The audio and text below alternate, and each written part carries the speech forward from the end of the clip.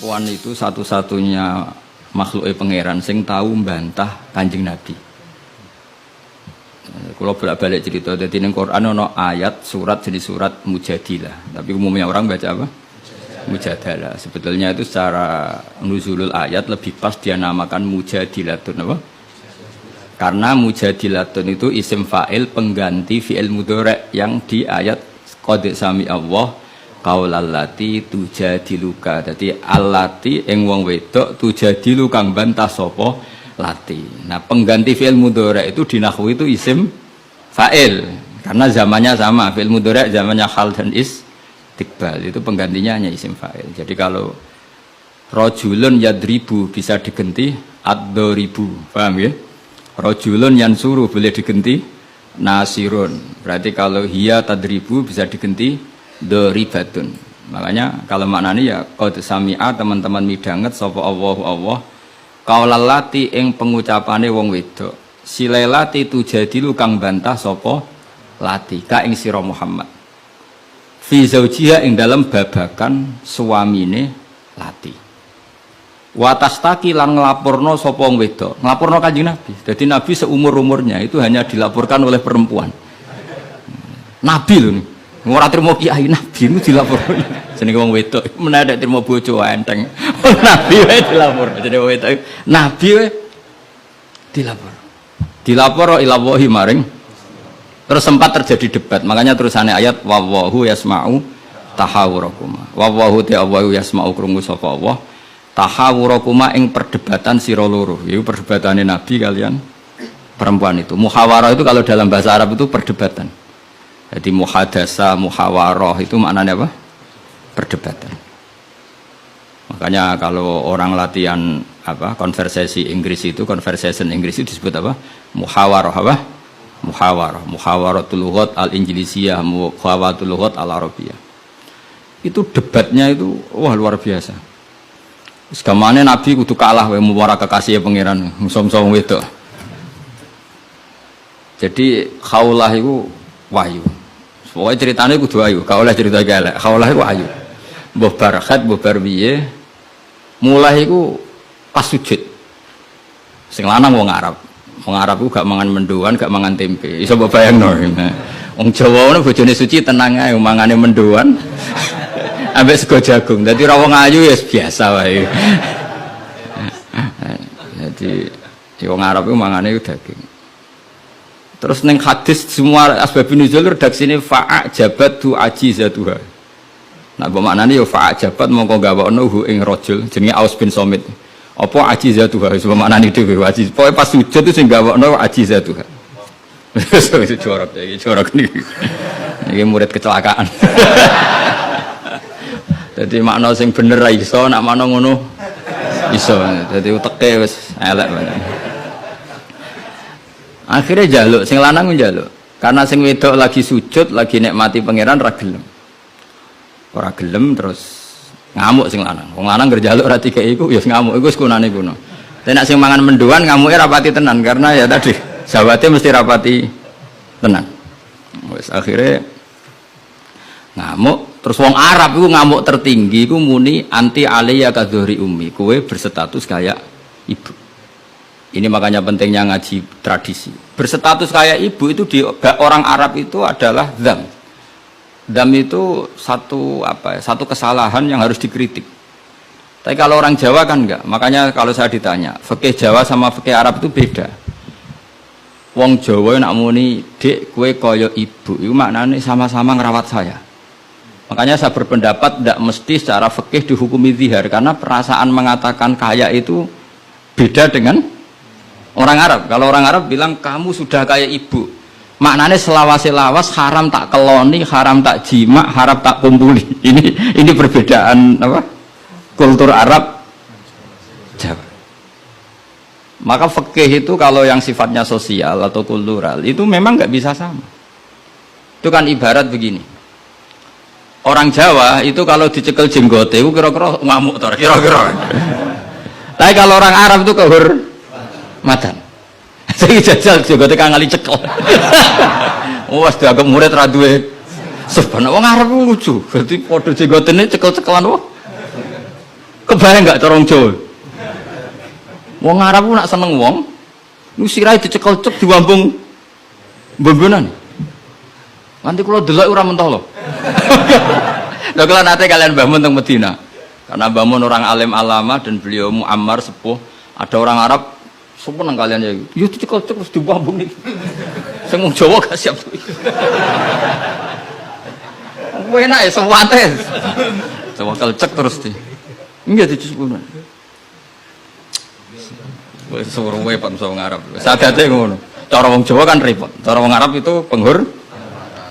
Sehingga saking mangkelnya si lelaki tadi bilang anti aliyah kazuhri ummi, kamu sudah berposisi kayak ibu. Fi hurmatil jima wa fi hurmatil mulamasa wa fi hurmati kata wa kata. Sama-sama haram dikumpul. Setelah itu getun deh. Waduh, bojo ayune ngene kok tak zihar. Zihar itu sama dengan tolak bain. Sing wedok ya getun, sing lanang ya getun. Jika cerita lapor ning Kanjeng Nabi. Sing lanang tok sing lapor. Kata Rasulullah, ndak ini menunjukkan betapa perhatiannya Allah pada ketentuan hukum. Kata Rasulullah, hingga detik ini belum ada wahyu, maka ketentuan zihar sama dengan ketentuan yang ada di zaman jahiliyah, yaitu bimanzilatit tolak, berstatus kayak apa? Tolak. Ya sudah, jenis wong lanang kan nurut. Ngulang, kata Rasulullah, zihar itu kayak tolak. Ya sudah, kita nggak boleh kumpul. Nerima, sing lanang nerima. Sing wedok gak terima. Enggak, aku dhewe sing matur Nabi. Pewarani Kanjeng Nabi. Pewarani. Ya Rasulullah, apa betul engkau menghukumi zihar kayak tolak? Ya, sampai sekarang begitu. Belum ada ketentuan dari Allah. Wah, ini tidak bisa. Tidak bisa, itu hukum yang nggak benar, tidak bisa. Kenapa dari Nabi? Ngomongnya jorok, jadi wong wedok mulai dhisik jorok. Nabi, jenengan roh bojo kula. Yo ngerti jare Nabi, yo ngerti. Akala syababi wa afna umri wa nasartu lahu batni. Terus anaya hatta idza akala syababi terus ngomong terus. Enak wae sakniki dihukumi tolak. Kula riyen wayu kinyis-kinyis, sakniki wis rapati ayu. Mergo wis tuwa. Anak kula kathah. Cara hukum tolak zaman kula ayu ora masalah dipegat. Kula golek bojo jek gampang, tapi aku saiki wis tuwa. Meskipun isih ayu, tapi meskipun isih ayu. Jenengan ngertos wong lanang. Anak kula nak dirumat bojo kula mesti terlantar, mesti katut babon. Jenenge wong lanang duda iku mesti katut babon. Nak tarumat kula anak kula kelaparan, wong kula rondo wong wedok. Jadi enggak bener hukum tolak. Dikaji malih. Nabi lho dikono iku Nabi. Nabi ya tapi hukumnya sementara ngono. Aku iku nabi ngenteni wahyu. Wis pokoke ngono. Pokoke ampun putusno tolak riyen. Tak tinggal mulai sakniki. Pikir-pikir mulai. Jenenge wong wedok. Sekondang tenan kowe. Mulane ning sorane ora ana surat rijal, ana surat apa? Nisa. Jadi juara kowe. Mulai. Tapi itu justru ngetokno nak Rasulullah iku nabi. Jadi barang sing kowe ra seneng iku kadang dadi dalailul ijaz. Dalil mukjizati Quran, dalil kenabiane Kanjeng Muhammad sallallahu alaihi wasallam. Itu enggak ada yang dengar debatnya Nabi dan Khawlah namanya. Khawlah perempuan ini namanya siapa? Khawlah. Aisyah itu di kamar itu enggak pati dengar. Kok mau alamat-alamat ana wedok nglabrak Kanjeng Nabi ngono tok kenangan Aisyah. Sopo wani nglabrak? Terus bakas sopo terus enggak pati detail. Sayyidah Aisyah itu dengar enggak pati detail. Singkat cerita, pas perempuan itu terang-terangan. Ini tak ijazahi wong wedok-wedok sing judes. Nek wis judes menisan dadi wali, pasti didengar Allah. Mulai nang kamar itu terus salat. Kan mau wis suci bakasane. Tapi iki salat tenan, mau nggo salat bar suci iki salat tenan. Salat tenan. Allahu Akbar. Gusti, niki wonten hukum yang sangat merugikan saya. Tolong jenengan sebagai Tuhan, Nabi ini jenengan kandhani hukum niku. Hukum niku kan ngerubah. Piye? Pangeran. Iku apike watas taki ila.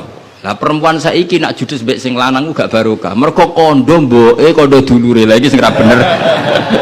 Dhisik ora, tapi watas taki ila.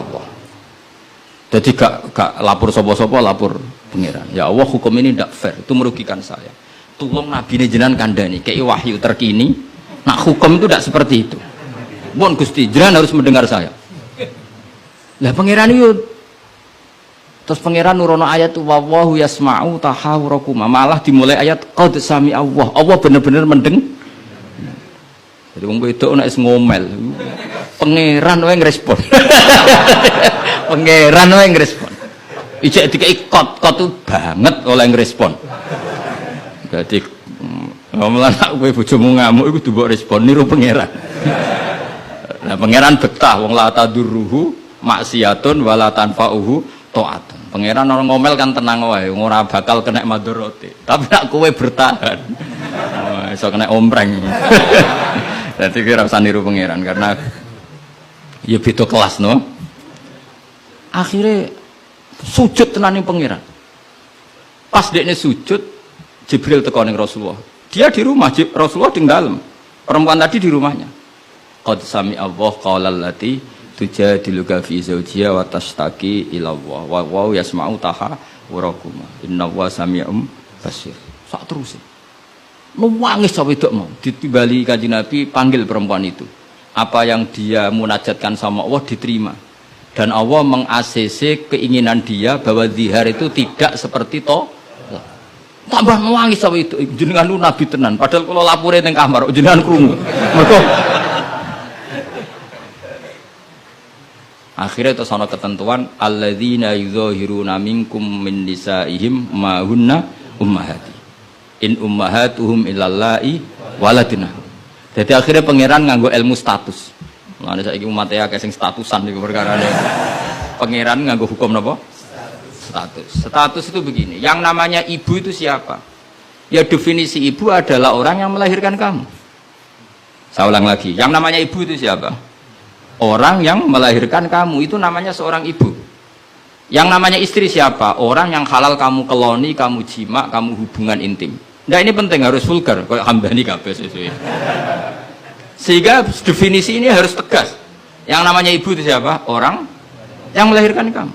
Yang namanya istri, orang yang halal kamu gaulin. Asal pas gelem loh, nak ora iso kena rancangan KUHP. Penjara. Penjara. So ben kowe itu mesti sing bojone ayu sing akeh di penjara iku. Tak sing bojone elek kan gak ana pemaksaan ya. Jadi kowe kudu termasuk sing di penjara ben ketara bojone. Jadi kok nak disidang, kenapa kamu maksa istri kamu mau? Sing tahan mbek wong ayu sapa kan? Kan keren. Tapi misalnya disuwidang bojomu elek merongot. Pertanyaannya hakim, ngono wae kok ora betah. Aneh lagi. Kan gak pantes banget. Oh isin lho cara sidang ngono. Bojone wae elek. Bareng disidang. Orang ngono mesti pertanyaan, wong ngono kok ora kuat ngempet kan ngono. Tapi nek wayu terus kira kuat ngempet kan hakim kan. Mesti pikir-pikir. Ketoke pantes.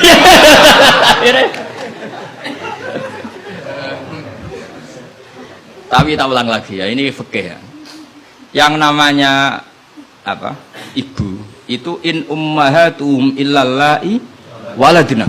Mulane kan aji Quran sing tahqiq. Yang namanya ibu ya orang yang melahirkan kamu. Yang namanya istri adalah orang yang boleh kamu hubungan intim. Sehingga status ibu tidak bisa diistrikan, status istri tidak bisa diibukan. Maka karena ini penstatusan yang salah, saya ulang lagi, ini penstatusan yang salah, maka nggak perlu punya efek. Efeknya hanya dari segi sanksi kafaroh, bukan merubah status hukum. Hati-hati, awas kena salah. Neraka kena sekali. Sebab itu Allah oleh ngendikan wa innahum la yaquluna munkaram minal qauli wa zura, menstatuskan istri sebagai ibu itu omongan sing ngelantur sing ora bener. Wong istri kok distatuskan sebagai ibu. Itu tidak bisa. Yang namanya ibu ya orang yang melahirkan, yang namanya istri orang yang boleh dijauh hubungan intim. Ini kan enggak nyambung. Ya darani misalnya Hamdani semuanya gini, Gus Baik ku muridku, ya stres wong ngomong ngono. Karena menstatuskan sesuatu yang enggak benar. Paham ya? Misalnya kue turunan Tunggul Ametung terus ngerasa lebih mulia timbang Habib kan ra bener wong tok Tunggul Ametung kok ape saingan nasab untuk Rasulullah kan ora bener. Sesuatu yang enggak bener itu enggak perlu didengarkan. Maka hukumnya apa? Ya ibu tetap ibu, istri tetap istri. Soal nanti karena kesalahan ngomong hanya disuruh bayar kafarah. Tidak otomatis istri berstatus kayak ibu yang haram dikumpuli selawase lawas. Itu hebatnya Quran. Jadi omongan salah itu gak perlu didengar.